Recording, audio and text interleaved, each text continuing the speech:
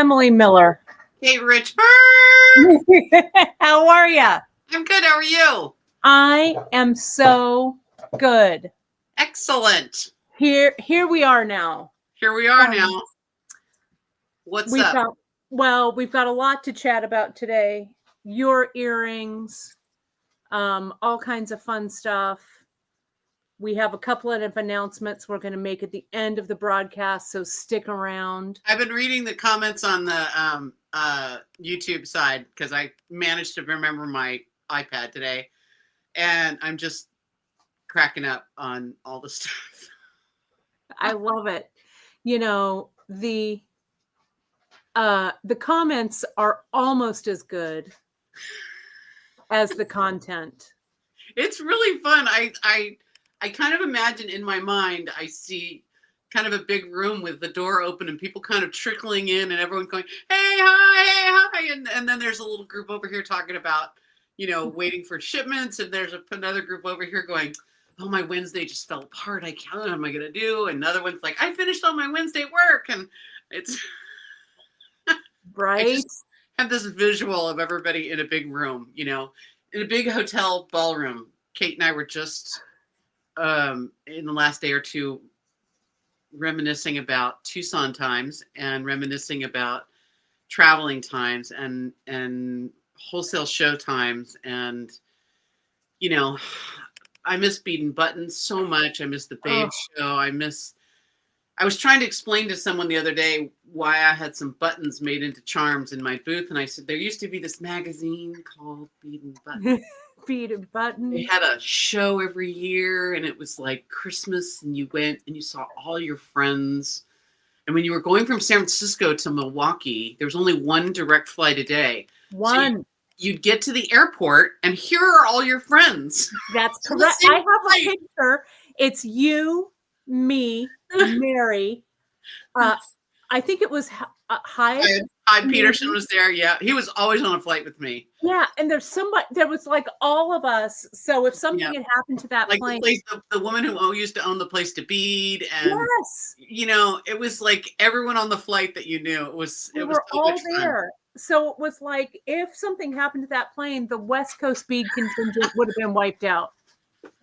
It was. I just miss all those. I miss going to Bead Fest. I miss, I don't know. I miss those big shows. I miss those. Yeah. Events. Yeah. Elise is asking where Hybe is now. He's Hybe and his husband are still in San Francisco. They are.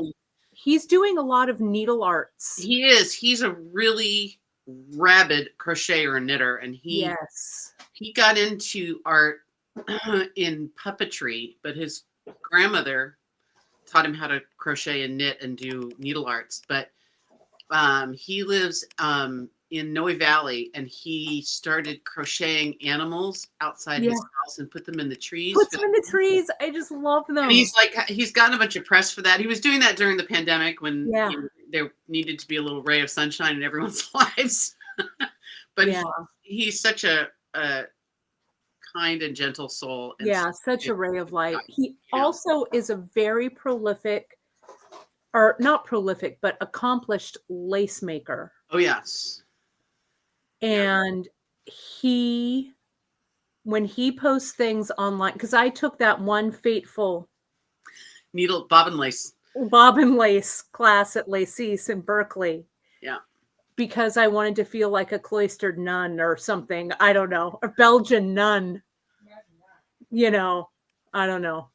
Why I was reading something about someone saying when you carry the laundry basket on your hip, don't you feel like an oppressed woman in a...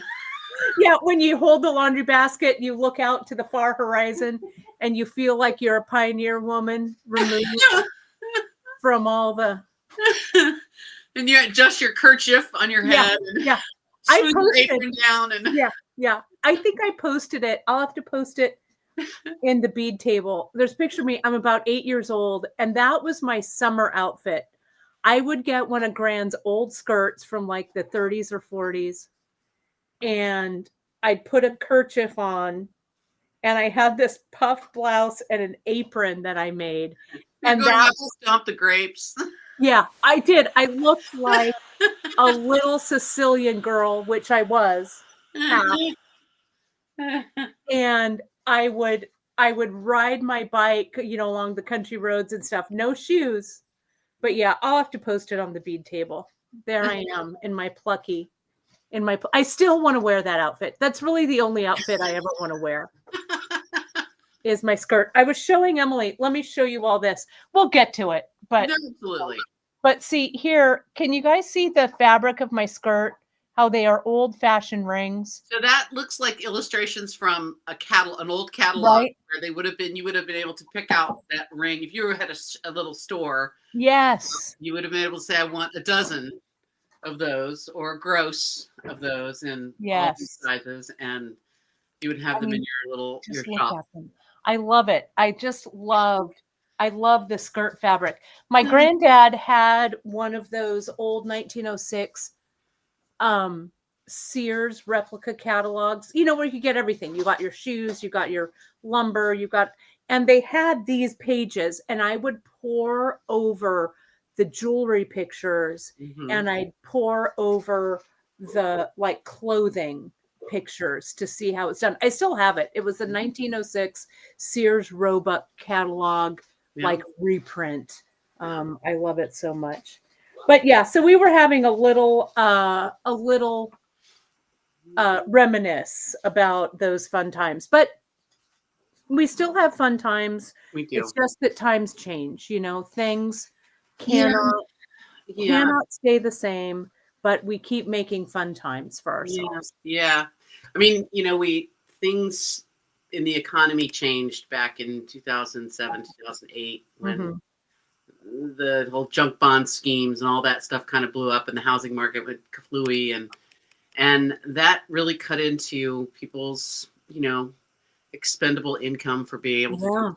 And I thought it was sort of, it was the change. It was that was a shift for sure. Yeah. And I think that made such a big impact on small independent craft stores that even though they were doing well, they were kind of running kind of monthly, or quarterly. It's just very hard to sustain a small business. We're also having some reality checks right now, which are a little hard to swallow and stomach, but I think the uncertainty is the part that's really most frustrating. And so it's really hard to plan. I'm planning on going to Tucson next year, but it's only going to be a very brief trip, quick trip. And the less I spend on hotel, the more I can spend on a product. Yeah. Right. Well, and hopefully there'll be a Tucson. I mean, we don't really make beads in this country, so there's no economy to start back up again. That's why I've made the decision early, like we were talking about yesterday. Yeah. No Tucson next year, but maybe the year after. We're going to see how it all goes. But well, and you and I've gone enough times.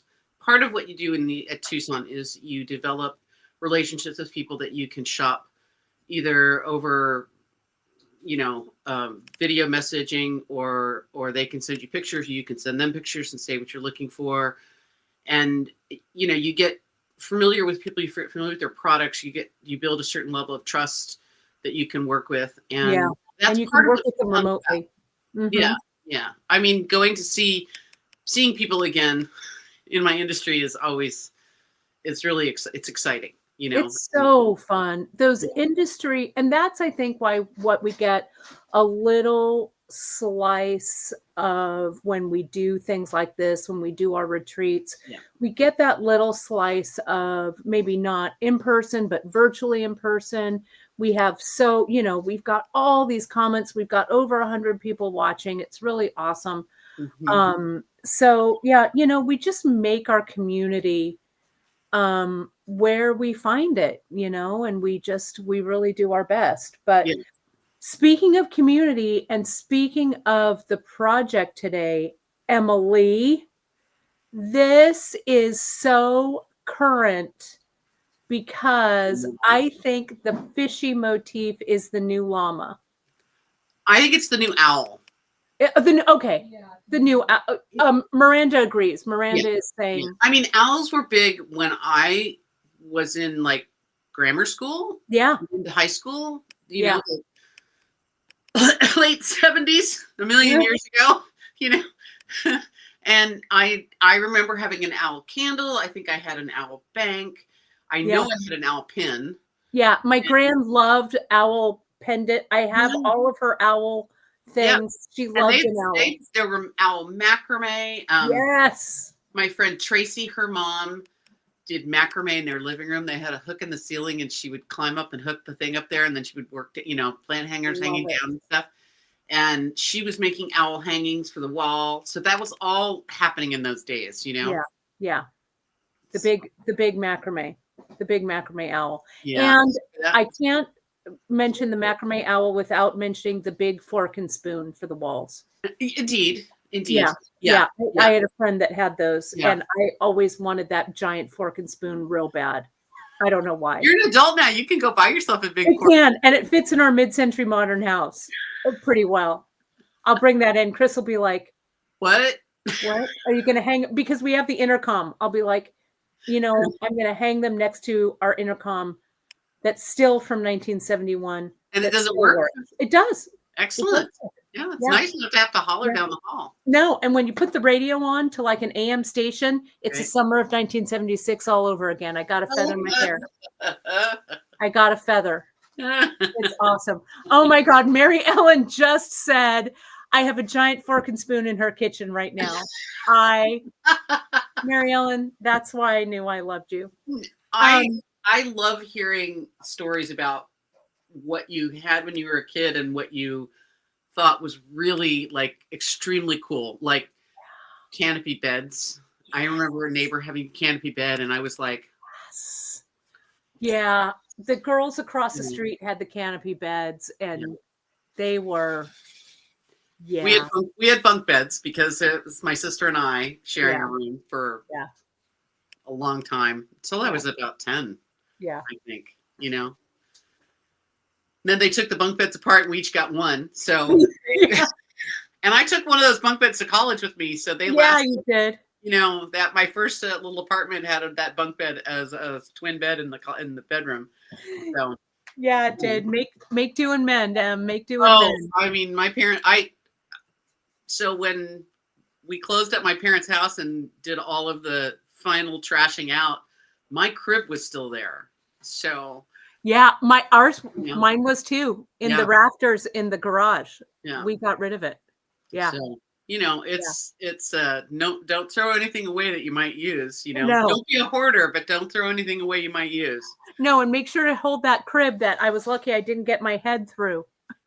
Yeah, I think I had bars on mine, but I think they were fairly narrow. Yeah. I was a late edition, so I actually got a new crib. I think all the other ones had they had the same one. They just passed it down, and then suddenly I came along and they had gotten rid of all that stuff. Right. Oh, well. Oh, surprise. Surprise. Save the best for last. Absolutely. Well, the fish motif it's so cute. Now these, let me add this in. Two. I don't know where it's at. Let me see. Oh, sorry. There we go. I had you on. That's a mighty swank beadboard you got there, Emily Miller. I got this a couple Tucsons back, and I just hadn't used it very much. But today it seemed to feel like it was a I thought it was sort of like a pond. Yeah, I love it. For my fish to be in. Yeah. So. That's the other thing about Tucson that's so fun is back in the day, we used to go to like the big like industry parties and stuff, and you'd get all kinds of swag. And I was using my beadboard from, I don't know where it went, but from Bead Fest that said "Eat, Sleep, Bead." Oh yeah, I have a sticker still on my Ott lamp, my original Ott lamp. Yeah, from Kelly that says "Bead Happy" on it. Mm-hmm. Yep. So that one's been around for a while. Not tonight. Cannot tonight. Remember that? Yeah. Cannot tonight. I'm beating. I do. and the shirts. Yeah, everybody wore those shirts at Bead and Button. Oh my God. You Oh know, my God. Yeah. We could just do this. We could just keep doing this, but I know we need to get to the fish. I know. So they're so cute, Em. So we had our, if you look on the project page, Emily did a diagram for you folks. That's up, that's downloadable. But you've got all kinds of ideas for these. You know, I did see the fish trend happening, and I am Fish trend. I'm very drawn to packaging a lot, which my sister actually worked as a packaging designer for a while, and so I have always been really drawn to packaging, and it's one of those things that one of my apartments when I was in college, my kitchen, one wall in my kitchen was covered with packaging because I always thought the graphics of it were so cool, and so Yeah. there's a ton of resurgence now in eating all kinds of sardines and Yes, tinned fish from Spain and from the Mediterranean area. And the labels are just really beautiful. I mean, I look at people's labels in the supermarket. I spend time looking at the label, you know, because it's attractive looking. And so I also have a real love for fishing. And once upon a time, I saw these fish, and I talked about this a little bit at the retreat, one of the luncheons we had. There's a particular type of fish that you fish for in southern Florida, in the Keys area, where the water is really shallow, and I mean too deep to sort of stand in, but maybe only like 8 or 10 feet deep. Right. And they're called bonefish, and you need to look these up on the internet to see a picture of them. Because they are, imagine, if you will, clear water and white sand, right? Under the water. No seaweed, no rocks, no nothing. It's just that clear sand, white and clear water and white sand for as far as the eye can see. And the fish have no place to hide. So the bonefish look like they're made out of liquid silver. They're metallic. They look like they don't look, in a funny way, they don't look exactly real. Like, we have this AI things that you kind of sometimes you have to do a little double take, like, wait, what is that? Right. Is that real or is that fake? But these bonefish look like they are made out of metal, and they're super shiny silver. And that was kind of my first instinct to go to with this. And I thought, Janice is going to kill me if I come on and say, we're just going to use 3 colors of the same color bead, 3 sizes of the same color bead. And then I really remembered that if you go and look at minnows, so the baby fish of any fish species, the fish after they hatch out of a little egg, they're like a little minnow. They're really beautiful. They have these colorful stripes down them, and their top and bottoms are usually 2 different colors because from the top they want to be sort of hidden as you look down on them, and then from below, if somebody's going to come up from below you and eat you, you want to look sort of disguised against the sky, right? But so I really enjoyed putting together some fish that I thought looked kind of naturalistic, but you could also play with this with a bunch of different colors and have for sure. Fun. Like ramping up the color on this. We could do something in primaries, reds and greens and yellows would be really fun. And these are beaded fish. There are multitudes of them out there. There are some embroidered ones. There are some felted ones with sequins. Soup to nuts, but I want to stay with beads because this is really what we do. So I ended up with these 2 little color combos for the fish, and you may play around with these and have so much more color fun than I made just for this particular little layout. So that's really great. And will you measure those real quick? Certainly. They're kind of on the petite side. And if you felt like you wanted to put these on a necklace, they would make a great little charm. Right. So from loop to tail, they're about 1 3/4 inches. Okay. And then width-wise,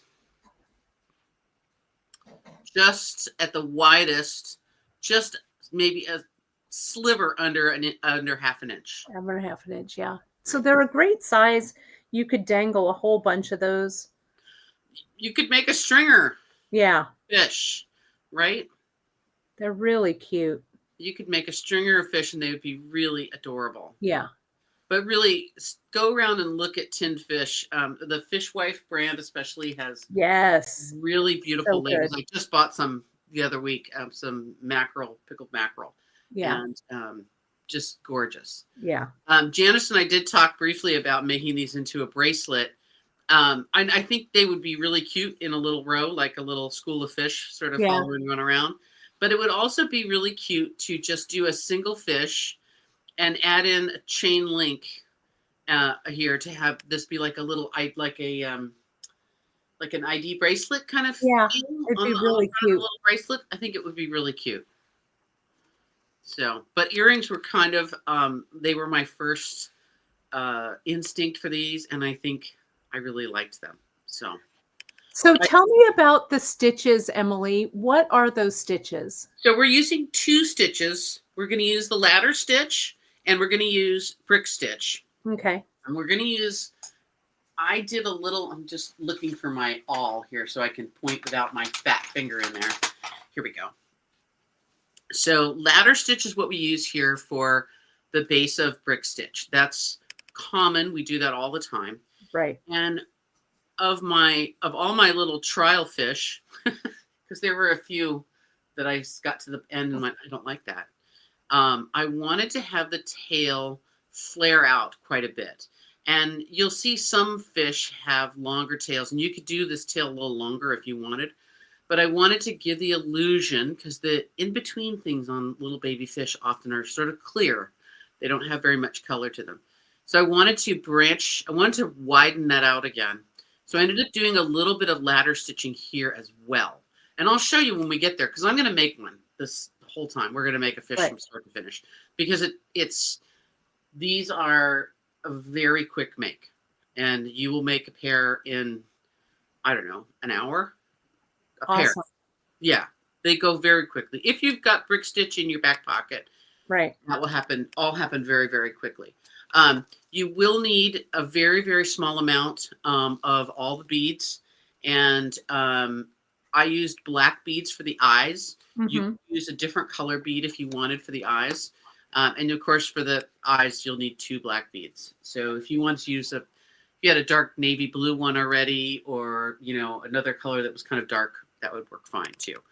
I did use mostly shiny beads, a little bit of matte beads in the little blue fish, and I can't remember now the 2 names that we chose for these, but the these matte silver, half not silver. What are they called? Oh, Labrador matte. Oh yeah, so pretty.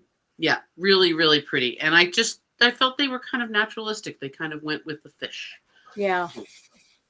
They look great. And people are throwing out a bunch of ideas for different color combos, or make koi fish, or do all that. So it really is a great jumping off point. Absolutely. Absolutely.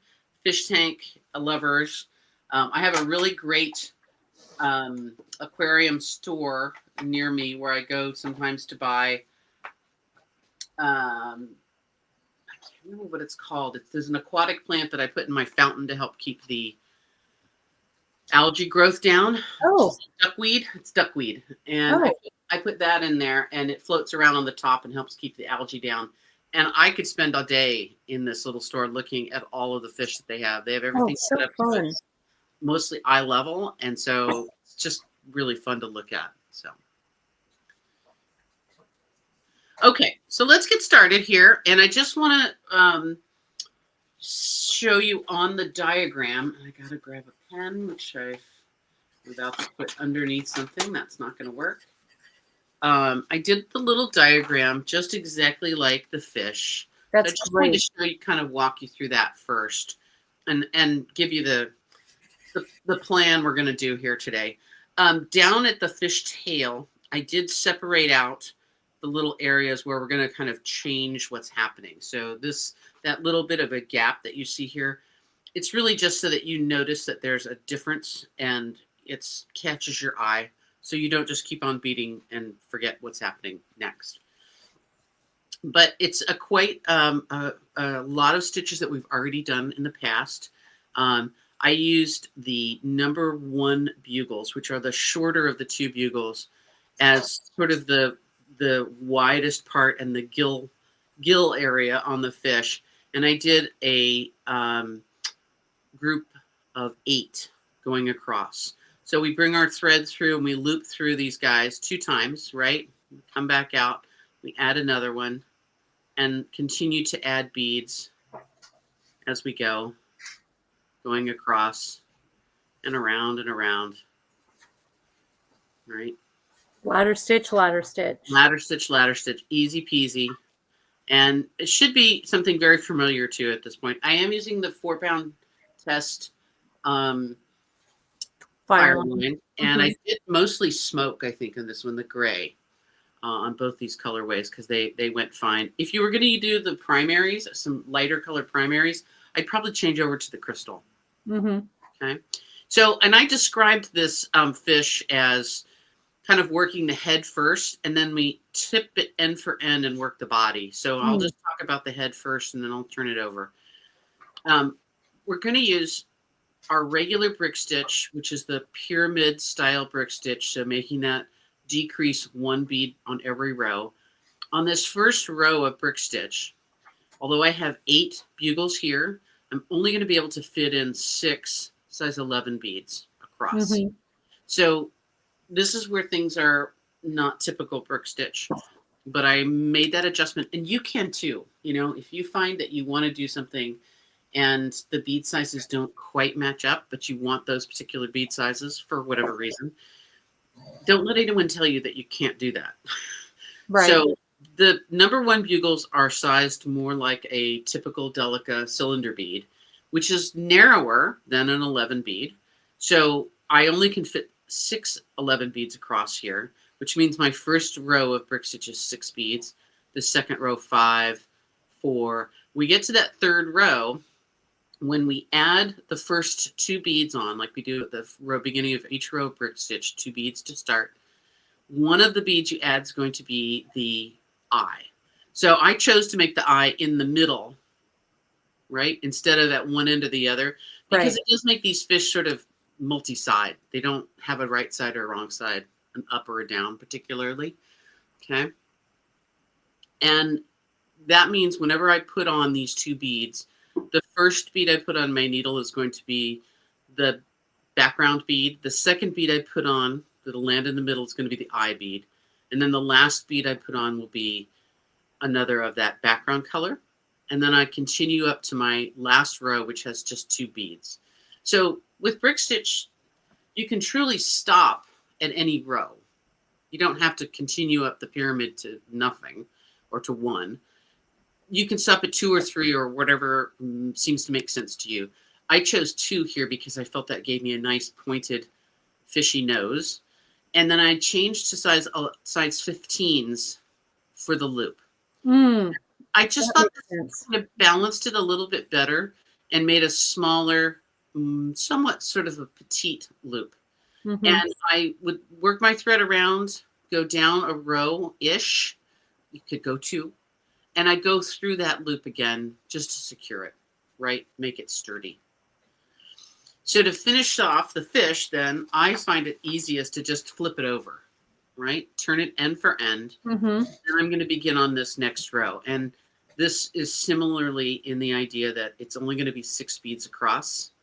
So 6, 5, 4, 3, 2, same as we did before. But to elongate this row and elongate this body shape, I started with stacks of 3 beads. Oh, so it's like a 3-drop or whatever. 3-drop, right. 3-drop brick stitch. So we're just using 3 beads as if they are 1. Okay. So if it's helpful at all to you, you can think of it as this is just 1 big bead. Right. Now, this also begs the idea, why didn't I use bugles here? Right. I could have used bugles. I tried actually a couple of times. Bugles tend to have kind of a rough edge. And I broke my thread twice. No one is going to want to do this with me. They're going to be really unhappy if that thread keeps breaking. So I went back to seed beads, to size 11 beads, and used 3 in a group. I did do a couple of stripes So as you work your way across, your first row has 2 beads, and this is this guy, right? 2 beads of the green, a transparent color lined green, another metallic green, and 2 beads of that, my favorite 457, right? And so it doesn't matter which end you are starting on. It's completely up to you. Depends on what you happen to want to do. You can start either way. This pattern is reversible, right? It doesn't matter. Be going this way. You're going to do a row of 6, a row of 5, a row of 3, a row of, 6, 5, 4, 3, 2. When we get to the 2, I wanted a little more length here. Felt like the size was correct and across the way, but I did one more double stack of 2 drop on top of that 3 drop. So that gave me a little bit more length, extended the shape of that fish going a little bit longer. Let me show you what I started with when I was starting to draw this out. And I sat down with a pencil and my colored pens, and I started drawing fish. Oh, those are so cute, Emily.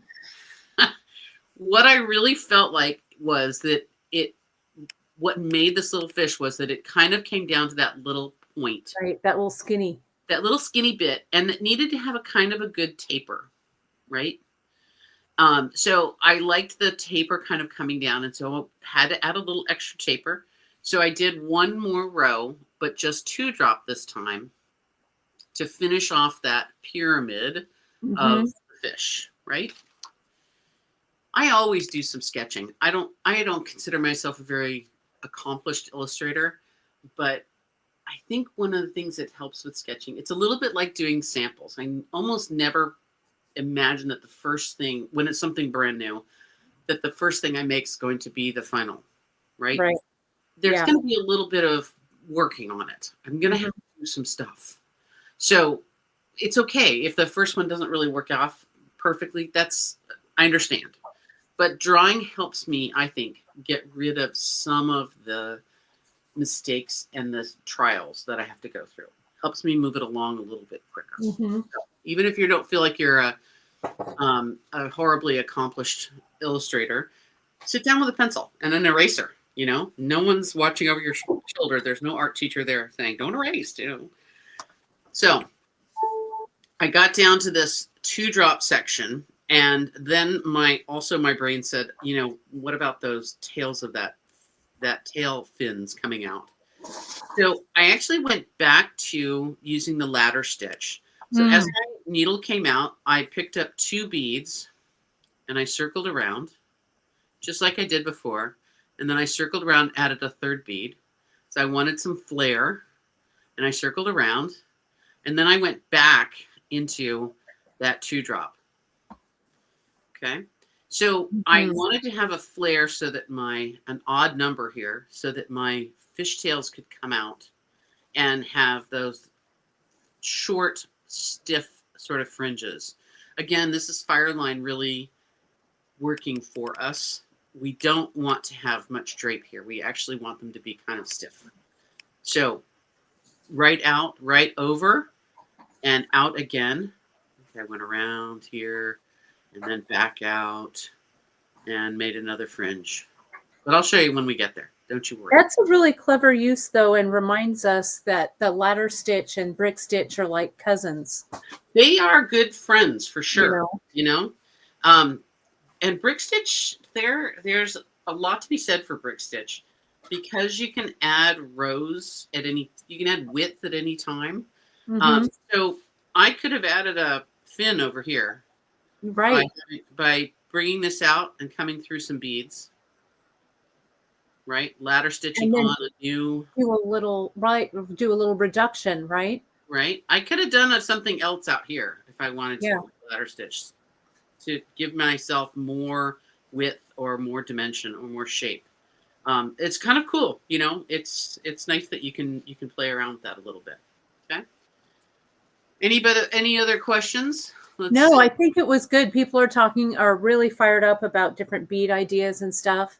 But I think it's really clever that you created such a simple project that once you make one, you'll really have a lot of places to jump off from. That's really Oh, I great. think so. I think so. Mm-hmm. See if I can find my needle and thread. Real cute. So that thread is too short. So I did something else a little different on this project, which I've seen other people do in past bead things that I've watched or heard about, and I've never really done this for myself, but it does seem to make sense to me in this situation because I don't have a ton of sort of spaces to have to sort of deal with the tails of thread. Mm-hmm. And I'm going to start by peeling off about 1.5 yards of thread in my spool. And that needle is kind of a mess. Let's get a fresh one. Hold that thought. Oh, that needle. You know, once you get a bent needle, it's hard to, it's sometimes really hard to thread it. Mm-hmm. So I'm going to just treat myself to a fresh one. And, you know, needles are something I never want to run out of, so I always have plenty around. You know, when I lived in the Bay Area, I said, you know, I'll be the person at the, when the earthquake hits and we're all in shelters, I'll be the person in the corner beading with them, showing everyone how to do peyote stitch. That's right, with all my needles. Yeah, with all my needles. So I'm going to do the same kind of threading I always do, which is to push the eye of the needle to the end of the thread. And I'm going to pull through about 8 or 9 inches here of thread. And when I start my, when I start my ladder, I'm actually going to start my ladder kind of here in the middle of my thread. So I'm going to have a long thread, about 1 yard left over down here. And I have my 18 inches or so thread up here. And 4-pound fire line, M, right? 4-pound fire line. Okay. And I tell you I'm doing this because when I finish the top part of this fish, this first little pyramid, it's not very much beading, right? It's kind of a small amount. And I'm going to bury off the tail, and I will have the rest of my thread coming out of a bugle down here, and I'm ready to go right away. Right. Don't have any extra, I won't have any extra things sort of floating around that I have to worry about. So I'm going to bring my beginning beads. Let me just pull my lamp in a little bit more here. I feel like I need a little more light. And fold over my first bugle. So I'm going to go back up through bugle number 1. And this is going to make the bugles lie seed by seed, side by side. Right? And I'm going to bring my thread back through a bead and pick up another one. You only need 8 to start this guy off with. So. And the number 1 bugles are the 3 millimeter in length, just FYI. Right. And there's a ton of good colors. Yeah. For sure. And did I do that wrong immediately? Immediately, yes. Perfect. Perfect. Perfect. What do? We don't stick the eye of the tip of the needle back through. We put the eye back through, right? But ladder stitch is nice because it's kind of quick. And you just make that base row. This is the base row that we learned how to do, oh my gosh, so far back. And I've done with all of the brick stitch things that we've done. We've made this ladder row, this brick stitch, this ladder row as our base for brick stitch. There was a couple of posts on the bead table, Emily, that did your lantern, the lariat. Oh my gosh, I saw. Wasn't that pretty? And that really highlights that ladder stitch so well. Yeah. And, you know, that, it's so funny. That was an idea that I had, oh gosh, 10 or 12 years ago. Yeah. It kind of finally came to fruition. That's such a good piece. But can I tell you a little trick? When you're making a base row of something, first I've got a little gap there that I'm going to scooch those beads over and try and move that extra thread down to the end and see if I can't get rid of it. Oh, I did. Okay. When you're making a base row and you want to only have to do it one time, the easiest thing to do is put 8 beads out. Then you know you just need to use those beads. You don't need a whole pile of them. You only need those 8 because it's not very many, right? And it's easy to go too far and suddenly you have 10 and you're like, ugh. Right. Right? So I like to go back and forth, actually I should say up and down, through my beads of my base row, all the way back to the beginning. And normally, somebody might call me on this and say, hey, I don't remember, I remember you saying we always use an odd number of rows in our base row. You remember that way back from those earrings? We always use an odd number. Right. Well, that's true. I always use an odd number. Except when you don't. Except when I don't. So you can do whatever turns you on. If you want to have 9 beads here or 7, be my guest. Okay? So here's my long thread coming out the bottom. And that's going to be used on the rest of my fish. And here's my slightly shorter thread that I'm going to use on this top part of my fish. Okay? So now my next row is going to be 6 beads across. And I'm going to pick up 2 beads to start with on my needle. I'm going to go to the second thread loop. I'm going to put my needle under that thread loop from back to front. Pull it up. I'm going to go back up the bead that's right above that thread loop, down the one closer to the edge, and I'm going to scooch under the thread loop and out, and then back up. So I did not develop this stitch. I read about it in Bead and Button magazine. And I love it because it locks in that beginning bead at the beginning of the row. It makes it super tight and stable because the rest of the row now is just picking up a thread loop between the beads. And remember, we're going from 8 beads in the base row down to 6 beads in the first row, which means somewhere along the line, I'm going to end up skipping a thread loop. In fact, I'm probably going to skip 2. And that's all right because the beads are wide enough. No one will be able to see that I've skipped a thread loop. Right. It won't be visible, but it's definitely going to happen. So these would be really cute also in all 15s. Yeah, it would be cute in all 15s. You could also, just had this moment of thought, oh, I should have done it all in 15. Did you, you could also do these larger in 8s. They'd be a little bigger. Yeah.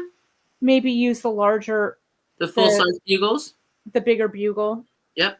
So I got 6 beads across on my first row. I'm going to flip it over. I like to flip my brick stitch because it's pretty much the same. Janice will say this for me. Lather, rinse, repeat. It's really the same thing again. Now, again, I'm picking up the second thread loop. And I'm going to I have 2 beads on. I'm going to go up the bead right above that thread loop. Down the one closer to the edge, catching the thread loop there. And back up the adjacent 11. Pull it up snug. And this is going to be a 5 bead row. All right.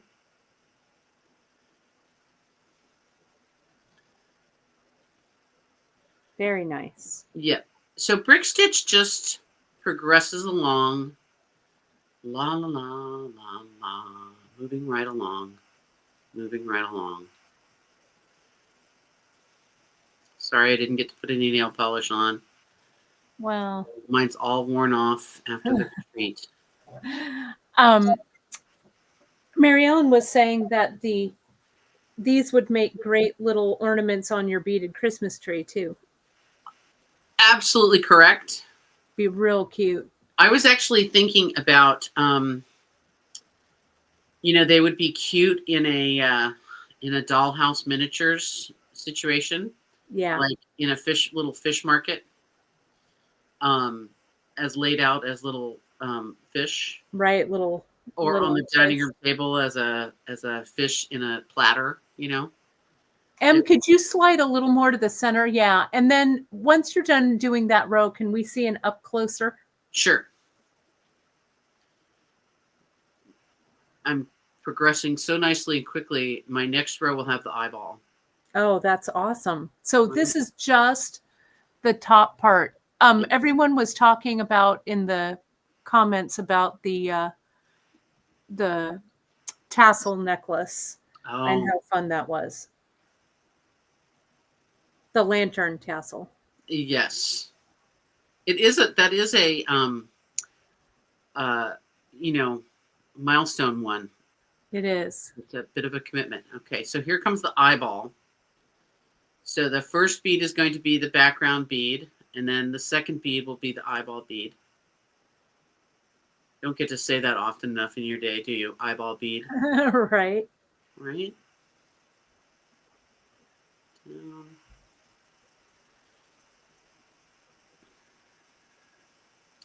Brick stitches, I find it very satisfying and actually relatively fast. It's much easier for patterning than peyote stitch. It's much more straightforward. And, we could use it in place of looming if you wanted, although square stitch looks a little bit more like loom. Mm-hmm. But you could use it sort of in the same position as looming. Here's my last row of 2 beads. Because, you can't have just the eyeball hanging out there by itself. Right. Right? At least I can't. I don't know how you guys roll. So. And I'm going to use some 15s, which I did not pour out. Did I have? Oh, here they are. Got to be a little bit careful. I'm doing a little one-handed maneuver here, which is a tad risky. Yeah, risky. Risky, but living on the edge here. All right, I'm going to pick up 6 beads to make my little loop.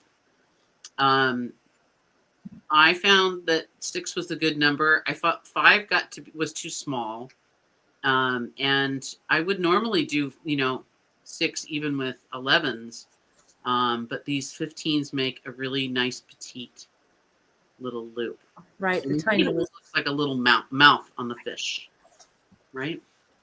It does, yeah. All right. So I've got my 6 beads on my needle and thread. I'm going to go down a couple rows, back up a couple rows, and then I'm going to go through that loop again. Now, Fireline's pretty tough and pretty durable, but I feel more comfortable having a second pass of thread in there, just for safety's sake. And now I'm going to go ahead and weave off this tail of thread. Okay, so I'll go through a couple of beads, change directions here, and maybe once more through that eyeball, and we'll call it a day. That's awesome. Do be careful with that Fireline. It's very thin, and sometimes you can get wrapped around behind your beadwork without noticing. Okay. So head complete. If your loop feels like it's kind of 2 rows of 3 and not round, pop your awl in there and it will be round again. Nice. Can we lift that a little closer, Em, or put the camera down? Either way.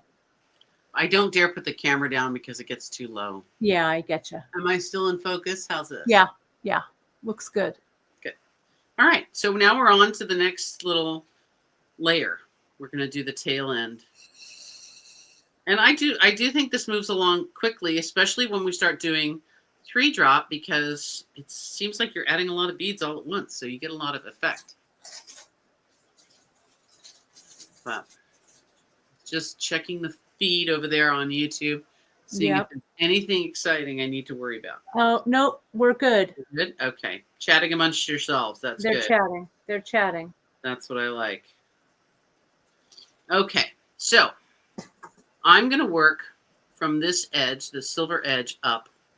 So I'm going to start with 6 of the 190s, one of my favorite beads. I use a lot of them in my work. Yes, 190 is the Emily bead for sure. 190 and 457. Those two guys are they're hot in my world. Okay. So I'm going to catch the thread loop, second thread loop over. And now I have to just know that my groups of 3 are actually going to be used as separate beads, right? Those 3 beads are acting as one. I'm going to go right through them. And I do tend to do this in a couple of passes. It may seem like a slightly extra step, but I do think it solidifies for me that I'm actually using these beads as a single bead, even though there's 3 in a group there. At least in my brain, it helps. So, okay. So my next color is these guys also, 4217. It's 4217 and 5115. Oh, they're so pretty. I have used these multiple times. You guys are probably tired of seeing them, but golly, they're pretty. You know? But a good color combo. So it's going to be one of these, one of these. This is the silver lined, I think this is silver lined emerald AB. Is that right? Maybe it's just silver lined green. Silver lined green AB. This is the 101016. I think is the number. So. Yeah, they look, all those greens and blues together look so good. They're so oceany and mermaidy, and I like them. Yeah. Right? We did them. I used them for our bead embroidered cuff, which I loved so much. And now we have 2 rows of the sort of more oceany blue, and also kind of a delicious color. I think that's the Poseidon blue. Yeah, and you can see in Emily's handout that she wrote, and you can download that on the project page. That's where she's kind of doing the stripes, following that color, the different color stripes. So look at how great those just kind of. Don't they look kind of a nice ombre together? Yeah. Right? Really nice. When in doubt, ombre, I think. Oh, yes. I love an ombre.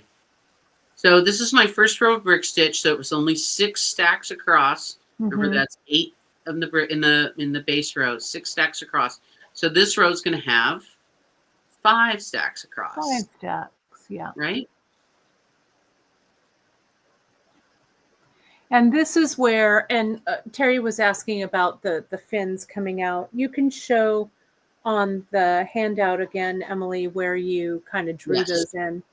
Yes. So at any point here, when you finished a row, I would do it after my row was finished. You can add more loops of ladder stitch going out, and add fins if you wanted to this. Add, feel free. Hang on, and I'll grab that handout. Let me just finish this row here. Yeah. And that way it's a good stopping point. And the ladder stitch will allow you to just continue to either brick stitch on top of it or leave it as ladder. It doesn't matter. You do either or both. So now there's going to be only one row of the 190s going the rest of the fish. That's where that color decrease happened. Okay. So in that first row of 6, I had 2 of the 190s and 2 of the 51 and 15s. That's the Poseidon blue. And in the second row, I've got 2 of the Poseidon blue, but only 1 of the 190s. Mm-hmm. Yes. So I happen to do it further down on the row with 4 across, but you can actually just do a ladder of beads to come out and have it be a fin if you like. As a matter of fact, I would do a ladder of like 3 and then maybe like a ladder of, no, maybe a ladder of 4 and then a ladder of 3 if you're going to make kind of a point for you. Okay. So now I'm going to flip him over again. And this is, of course, a place where I'm not using the same colors side by side. So I have to pick up 2 colors, not using the first 2 rows or not the first 2 beads I'm adding are not the same color, right? I have to add them in the right order to get them to lay in there in the right order. But brick stitch is nice because it is pretty straightforward. It doesn't have a lot of confusion about rows changing on the diagonal or moving away or any of that jazz. So I'm so glad to see you guys all here after the retreat. It feels like it's been like a month, but I think it's been like 2 weeks.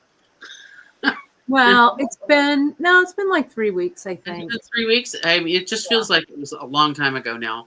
And I took me a minute to recover. I used to still take classes, recovering. so many classes every week. Yeah. And I realized that I was a little out of shape for talking for that many hours in one go. I don't know how Kate felt, but I drove home part of the way without the radio on because I was like, ooh, I need to. Miranda's laughing in the car, so it's easy. But no, it's a lot. We're still putting things away and getting things to rights. The retreats that we do, it's no small feat, that's for sure. But it's really fun to. It was really fun. Those, There was there's nothing I would have changed, not one thing. Yeah, I was amazed that we went out and walked every morning, and I know you guys did a good job. Didn't get eaten by mountain lions. I did not gain 5 pounds like I gained the year before, the time before. I really felt like I gained a bunch of weight. Oh. It just felt much better to kind of get my body moving and get my brain moving a little bit, the things that I will bring next year with me, I'm going to bring a personal fan to have in my room. There you go. And I'm also going to bring a personal fan to have on my work table. Oh. I should have had a little fan. I think that would have made me more comfortable. Along with my hot light. So those are things that are on my list for next year. And I did bring my personal pillow, and that was very important to me. I'm so glad that I had that with me. Yeah. Because that made me feel very comfortable and very relaxed. So, the other thing I'm going to bring next year is a blackout mask. Oh, yeah. My window happened to have a security lamp kind of shining in it. And so it was not as dark as I would have liked it to be for sleep. You have the lamp. So and they did adjust it some, so that was nice. But I think next year I'm going to bring myself a little pair of, the kind you use on the airplane. Yeah, the sleeping mask. Sleeping mask. Miranda said she pinned her curtains closed with one of her clampers. Well, they moved it a lot, and it helped a tremendous amount. The first night, it was just super bright. And, at some point in the dark, you're like, do I need to get up and get, I had a little Turkish towel with me, and I thought, I could throw that up over that thing, but I'm going to have to stand on the bed, and I'm tired. And so I just kind of muscled through. But next year for sure, I will bring a little eye mask because that would have just solved all the problems. Right. Like, All your problems. you know? Yeah. And, it's on there very lightly, so you don't really feel it. And it just helps you kind of go to sleep. So that's all I needed. Just a tiny little bit of tiny little helper. All right. So I'm ready to change down to 2 drop to get a little more length here. So how many rows have you done there, Em? 1, 2, 3, 4, 5 rows. Okay. 6, 5, 4, 3, 2. So All right. this is as if I was going to continue another row. Mm-hmm. We could brick stitch up again. We decreased in this pyramid shape, right? Mm-hmm. But we could actually go the other direction. We could increase if we wanted to from this point. I'm going to put on my needle 2 of the Poseidon blue and 2 of the galvanized silver, or silver, gunmetal silver. I forget what the name of those are. I just know they're 190s. And that's going to be my 2 drop. So there's 4 beads. I'm going to go under the loop of thread. There's only the one.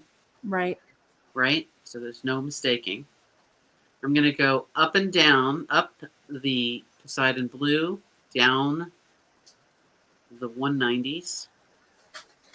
Catch that thread loop again. Again, I'm just doing this to make sure that my connection is nice and strong. And up the Poseidon blue again. So here's where I'm going to get back to ladder stitch. I started this at about 11, would have been about 11:15, maybe 11:10. So we're doing good here if this took me 30 minutes, right? So you could just about make a pair of earrings in an hour. Mm-hmm. That just does not happen often enough for my taste, right? Exactly. So I'm going to do some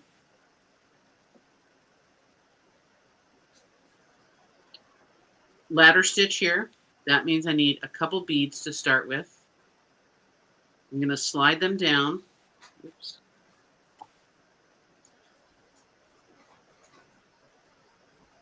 And I'm going to go around and come back up that Poseidon blue.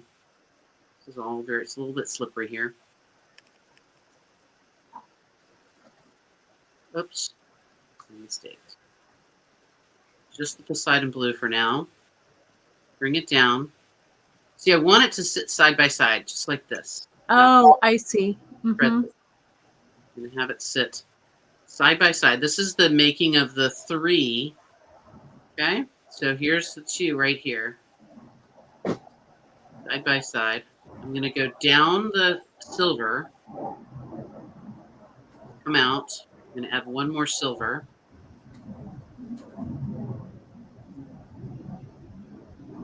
And go through that guy again. And this time I'm going to catch that thread loop as well. Okay, so that's how you attach it to the rest. Securing it Gotcha. to itself. And I think it's going to line up pretty nicely for me there. Would you show us, Emily, where that is on the diagram? Yes. Before I do that, I want to come up again so I'm ready to stitch. Oh, gotcha. So you're just going back through. Yep, I'm going to go back up. Right? Aha. Right. Right here, I came out, picked up 1, and then a second, and looped around. I have to go back through again, pick up another bead, loop around again. And there's actually a thread bridge here. Mm-hmm. I'm going to I dipped under that bridge and I just brought myself back out. Wouldn't really matter which side you came back out on this. Gotcha. So that thread is ready. Short fringe and loop around, go back through, and I'll work my way back over here and do the same thing. Gotcha. So the 2 tail fins are really just fringe. They're not. They are nothing but a little bit of fringe. And nice. Again, we're not worried about it being flexible fringe. We want it to actually be kind of on the snug side. Mm-hmm. So these are 3 fringes, 3 beads long. And one of the other nice things about working with like the same color kind of stacked on top of itself, is that it gives you this illusion that there's more there than meets the eye. Yeah, You're, that's what you're I'm surprised. having that look, that fringe look, even though it's only 3 beads long. That's okay. I'm skipping the last bead, going through those other 3. I'm going to bring myself down. I'm actually going to go down. Maybe I'll go down one more layer. I'll go down through my 2 drops and back up and shoot out where I left off on the new thread, the new ladder here. Yeah, nice. That's a really great technique. Oh, you mean to add the ladder back in? Yeah, yeah. It was necessity born. It was really clever though, because it does, again, it really illustrates how you can go back and forth between the fringe, the ladder, the brick. Yep. And Emily, are you using a size 12 needle? I'm using a size 10. 10, okay. Yeah. So here's the other thing I really like. I really like that 4-pound fire line. Mm-hmm. So one of the things that has always been problematic with seed bead stuff is that you can only go through the beads so many times, right? Right. And the 4-pound fire line is the thinnest thread that's super, super durable. Yeah. So you have really the is. ability to go back and forth through beads that you would not have had before. Yeah, that makes sense. And so I really, I'm a big fan for bead weaving. You know, it's maybe not my favorite thread for favorite thread, not favorite thread. Favorite thread for the flexibility. Like for looming, it's too stiff for that. Mm-hmm. It's too stiff maybe for fringe. Mm-hmm. Although you can do it. It just, you have to be very kind of cautious about how tight you pull that fringe. Right. So I am 100% behind the fire line, especially in that 4-pound test. I think Mm-hmm. that's my new fave. Yeah, same. I like it a lot. Because it is so thin. It's a little, I do find it a little bit catchy, but it's really my favorite for working with because I just get this ability to kind of zoom around within my work any place, and I'm not filling up the beads. It's Well, really and I feel also, Emily, since you and I have worked with wire quite a bit, having it be a little, at least for me, having it be a little stiffer sometimes helps me control it a little bit better. having a It little bit of stays- body. Yeah, it just kind of stays where I put it, you know? Yeah. I hear that as well. You know, I do appreciate wire so much. I miss wire. I haven't been doing a lot of it lately. Same. And I kind of miss it. I was thinking at the retreat that I was kind of missing doing wire. And, you know, for all of you folks who didn't come to the retreat, so sorry. We would have loved to have every last one of you there. But I did not travel very light. And No. I really look forward to the day where I can bring everything in one tote bag. Yeah. I can't even tell you. There was no more room in my car. You know, Yeah, same. You know, no room in my car, no room in Miranda's car. Right? I mean, I'm sorry. That's a flippin' cute little fish right there. It really is so cute. Emily, so look. Cute. Look at him. He's super cute. And it was really fast. I do love how it really shows how when you were creating that tail, when you did that ladder, that it slimmed down and then you took it back out. Needed that. It needs that. Yeah. It needs that little. Yeah. Put your drawings back up, would you? Next to that fishy. Because a little inspiration. The drawings were so charming. I love that they all have expressions as well. You know? I didn't know. I sort of had a thought that I wanted to have a mouth showing. But once I got the 15s, it feels like it's a little bubble. And I was pretty happy with that, you know. Yeah. Yeah, real Kind of cute. can't have everything. There's not enough room in this to have everything. Yeah. As much as I would like to have them, I wish and I could make we could make a bigger fish. Yeah, you Just make could. the perfect earring size, and if you wanted to do a little stringer of these, a little clump of these as a pendant on a white striped T-shirt, Kate, how cute Yeah, would that so be? cute. Right? With So all Marseille. the colors. Yeah. Oh, oui, oui. I feel like I've walked into a bar in Marseille. Yes. So a couple of questions Sure. here. The scissors, we do have special scissors for Fireline. We use those Xuron snips. Yes, and I Like, happened to grab my Kai scissors, yeah, which Kate and I use for fabric, which I we like do. a lot. Mhm. KAI Yeah. scissors. It's probably not the best use of them on the Fireline because the Fireline's pretty tough. But you do need something that's super sharp. Yeah. Because the Xuron has that serrated. I actually have some Tim Holtz snips that are sitting here too that I've used in the past. Yeah. But you need some really sharp ones. Did you think about using Delicas? I saw that from Janice, and I didn't actually. And I don't know why I didn't. Maybe I was kind of hearkening back to my original inspiration, which was the packaging, which Right, and you wanted some texture. it's a little bit. Well, I wish I brought a package up here with me. I have a package of tin fish downstairs, but the packaging is a little bit. The illustrations on the packaging, it's a little more rounded. I think of it as a little bit more hand drawn looking. Mm-hmm. And so this kind of sent me into hand drawn land. And for me, the regular round 11s felt a little bit more in that mode. Yeah, I agree.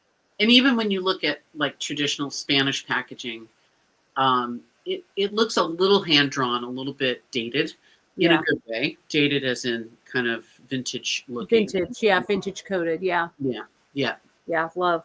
I brought a suitcase home from France. I brought quite a bit of tin fish and other little things. But yeah, tin fish is we've always been fans. Kate brought me some beautiful vintage beadwork pieces, and I adore them so much. And I didn't think about having them out for you here, but another day I'll have to show you those. Yeah, those were really cute. They're really, really charming. And I have a tiny collection of sample cards of beads, and I love that kind of stuff. But I miss my packaging wall. When I was in college, I had a studio apartment in downtown in San Francisco, on Bush Street, right around the corner from the school I was going to, and it was a studio, so big room, and then a little kitchen off the studio, and one whole wall I just covered with packages. I just love it. And they were all 3-dimensional, so they stuck out. Yeah. I love it. I love it. Very Warholian. Well, and it was, it was cheap college student decoration. Yeah, I do. Believe me. Wasn't the Campbell soup can poster, but it was right there. Right, or the Brillo box. That's right. Right. Yeah. Right. Or we Maryland. Had one of those at SF MoMA. We had the Brillo installation for sure. Yeah. So this was a ton of fun. I did use the sterling and gold-filled ear wires that have the ball on them. They do have a slightly largish loop, which I thought worked really well for this. Keep in mind that you're going to put seed beads in there, so depending on the loop that you're using, they may be kind of small. So you could also use a jump ring or... Oh, sure. You could have a couple jump rings there for sure. Yeah. Or make the loop a few beads bigger. That would also work. Yeah. That would also work for sure. So Emily and I have a couple of things that we're working on, and we have a little announcement that we want to share with you. I'm going to take this one. Shall I take your fish out? Up to you. They're so cute. Maybe I'll leave them. Pretty cute. Maybe I'll leave them. They're truly on the doodle scale. So feel free for you to go doodle too. I drew them, like you draw a fish. Right. Just a little simple fish. Simple fish. Very, very simple. I'm going to solo those one more time and then I'll pull them out. Yeah. So fun. Really a great one. Whoops. Sorry, I have to do this. Happened the other day with Janice and I. Hold, please. Hold, please. I seem to remember you recovering pretty quickly. So yeah, I don't know what there I am. Hold on. I'm going to put you. There we are. Good job. See, I can do it. You did it. Well, a couple of fun things to announce. One fun thing and then one other announcement we're going to share. We are playing around. Well, we're not playing around. We're serious. Next year, I have finalized some Fresno dates for a Fresno retreat. Mm-hmm. That's going to be with Emily and I. It's going to be in April. So we will have that info out. We'll have the dates. It's going to be at the end of April. And Emily and I are going to focus on metals. What that looks like, we're still kind of playing around with, but it's going to be metal madness. It's going to be real fun. And so more info. 2 days. What's that? 2 days, right? Mm-hmm. Yeah. 2 days. It's going to be a Friday and Saturday, that last Friday and Saturday of April. It's going to be real fun. So metal, I know I've been promising you metal. So Emily and I are going to put our heads together. It's going to be a lot of fun.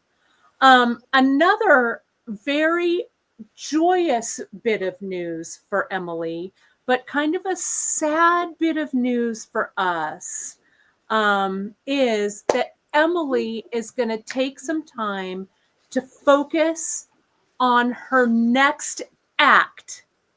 And so we'll be taking some time away. She's retiring from broadcasting with us. Now I know that there's been, can you hear that collective gasp coming from everyone? But, Emily shared this with Janice and I a while back, a few weeks ago. And, she's been super successful with her jewelry business and doing all kinds of, fun things for herself. So while Janice and I both went, exactly what Mary Ellen said, oh no, we also are so grateful and happy for what Emily has brought to the table. And it may not be the last time you're at the table, but why don't you share some of your thoughts, Em? So I so appreciate working with Kate and Janice, and I really miss working with people in person, and it is something that I want to focus on more. So I'm excited to do the retreat in Fresno. I'm super excited to get people into metal clay this past retreat. And I want to do more of that. I want to get more people back into metal clay because I think it's really a super accessible material. And I think if you are thinking maybe that you'd like to try a little metalsmithing, but you want to dip your toe into kind of some of the things, metal clay can be that entry. And you will quickly say, oh, but I want a set of stone. And then I will say, Kate, let's make bezels today. Let's have some stones. Let's put some embeddables into this metal clay and set some. That's right. Not ingestibles, embeddables. Yes. And Emily will still be with us in August at the retreat. She's going to be with me here in the retreat to Fresno. We will, don't you worry, everyone. You'll still get some doses of Emily. Absolutely. I'm keeping my Beadshop email open. So emily.beadshop@gmail.com. Emily.Beadshop I'm going to make it a banner here. is open, and I will still be answering questions and still be responding. I really am excited to be at this stage of my life to do something for myself and to kind of be out on my own limb on my own has been super exciting. And I'm a one-man band. I saw a great shirt the other day, actually a hat. I'm going to order one that says One Woman Show on it. And I'm super excited to go do that, as this is kind of my last act. I hope that I always act young, even though my years may be kind of creeping up there. And I do hope that I get to a point where I don't have to have a job. I as a person in the art, who's worked in the arts and creative fields for most of my career, it's tough to think that, at some point you do kind of get to retire. And I will still be making things for me. And when I talk to people at my booth at the market or other shows that I do, most of the jewelry I make, I actually make for myself. I mean, I make things that I want to wear. So it's about my expression through my art in jewelry and in beadwork. So I do want to go and do things for myself. And it's important to have that chance to go do that. And I'm so excited to kind of lift off. This last couple of weeks where I haven't had real bead shop duties, I was kind of like, I get to go make jewelry all day. Yeah. And I turn to the dog and I go, Hope, let's go up to the studio and make some jewelry. That's right. She comes right along up with me, and she brings her Chewy with her, and flops on her little bed in the studio, and hangs out. I was so excited to get back in the saddle at teaching at the retreat, and I love teaching. It's one of the fun things, and I love doing it in person, and I want to do more of that. So the retreat with Kate in Fresno is kind of just the beginning. I'm super excited to be down there and get to explore Fresno a little bit more, and have that immersive experience with all of you as well. Yeah. And, we never know what's coming down the pike, what we're going to, so, this Fresno April, I think is going to be a lot of fun. The great thing is that whenever you miss Emily, all you have to do is go onto YouTube. All of her vast level of knowledge is staying with us there. Her projects aren't going anywhere. Nope. And you never know when I might be able to lure Emily back for just a Q&A, maybe in a year.